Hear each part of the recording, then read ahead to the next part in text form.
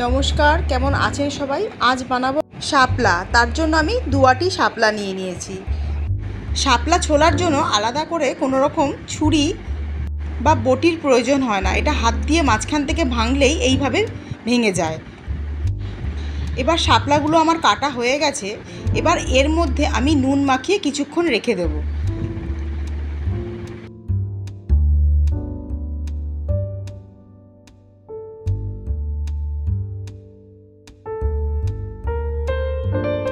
কুড়ি মিনিট মতো রেখে দিলেই শাপলাটা প্রায় নরম হয়ে যাবে, এর থেকে জল বেরিয়ে আসবে।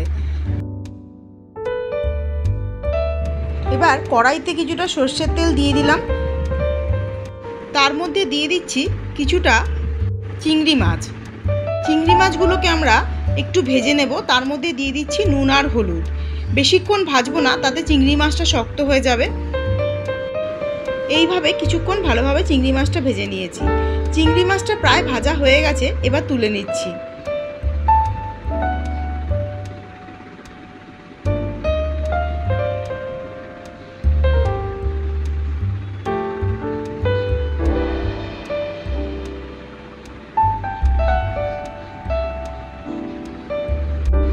এবার কড়াইতে আবারও খানিকটা সর্ষের তেল দিয়ে তার মধ্যে ছোট চামচের 1 চামচ কালো জিরে আর 2টো কাঁচা লঙ্কা আমি ফোড়নে দিয়ে দিলাম।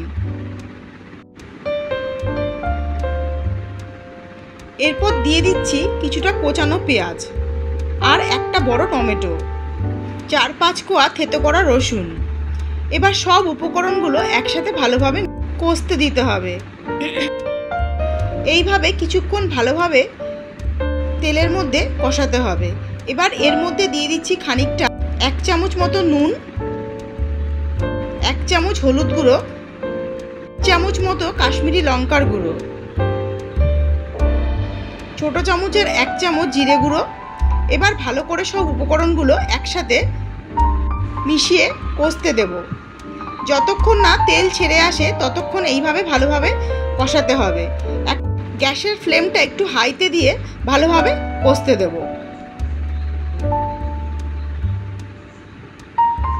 প্রায় ভালোভাবে কষে গেছে, তেলটাও ছেড়ে এসেছে। এই অবস্থায় আমি শাপলাগুলো দিয়ে দিচ্ছি।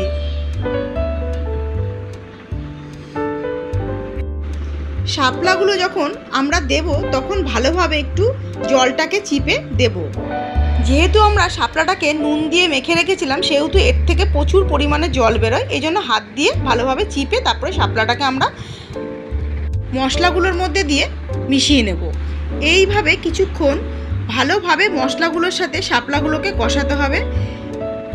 এই সময় শাপলা থেকে খানিকটা জল বেরোবে, তাতে ভয় পাওয়ার কোনো কারণ নেই। কিছুক্ষণ কষাতে কষাতেই জলটা আবার শুকিয়ে যাবে। জলটা আমার প্রায় কিছুটা টেনে এসেছে। এই অবস্থায় আমি চিংড়ি মাছগুলো দিয়ে দেব।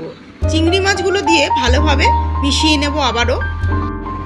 চিংড়ি মাছগুলো দেওয়ার পর খুব ভালোভাবে 10 মিনিট হালকা আঁচে রান্না করলেই রেডি হয়ে যাবে আমাদের শাপলার তরকারি।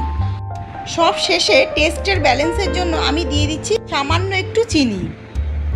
খুব সহজে রান্না করা যায় এই শাপলার তরকারি।